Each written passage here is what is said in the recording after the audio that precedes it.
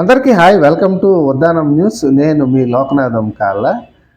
ఈ నెల అంటే డిసెంబర్ 27 నుంచి మార్చి 1వ తేదీ వరకు వైజాగ్ నుంచి పలాసకు పోయే, అలాగే పలాస నుంచి వైజాగ్ వచ్చే ప్యాసింజర్ ట్రైన్ని క్యాన్సిల్ చేస్తున్నారండి. సాధారణంగా ట్రైన్లు ఎప్పుడు క్యాన్సిల్ అవుతాయండి?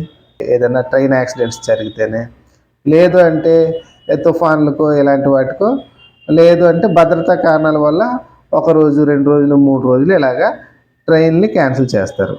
ఏకంగా 2 నెలలు ట్రైన్స్ని ఎటువంటి కారణాలు లేకుండా క్యాన్సిల్ చేస్తున్నారు. ఇది ఒక రకంగా ఉత్తరాంధ్ర పేద ప్రజల మీద, బడుగు బలహీన మధ్యతరగతి ప్రజల మీద కక్ష తీర్చుకున్నట్టు అనిపిస్తుందేమో నాకు అనిపిస్తుంది.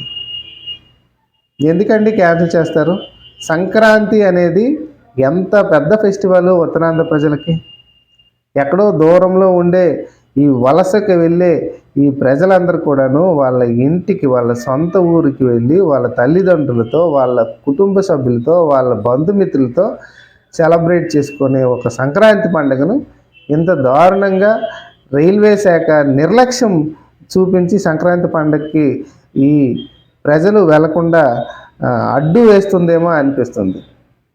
సాధారణంగా బస్సులో వెళ్తే ఎంత మొత్తంలో ఛార్జీలు చేస్తారు, ప్రైవేట్ వాళ్ళు ఇంకా ఎక్కువ ఛార్జీలు వసూలు చేస్తారు. ఎక్కువ మంది పేదవాళ్ళందరూ కూడాను ట్రైన్లో వెళ్ళడానికి ఇష్టపడతారు.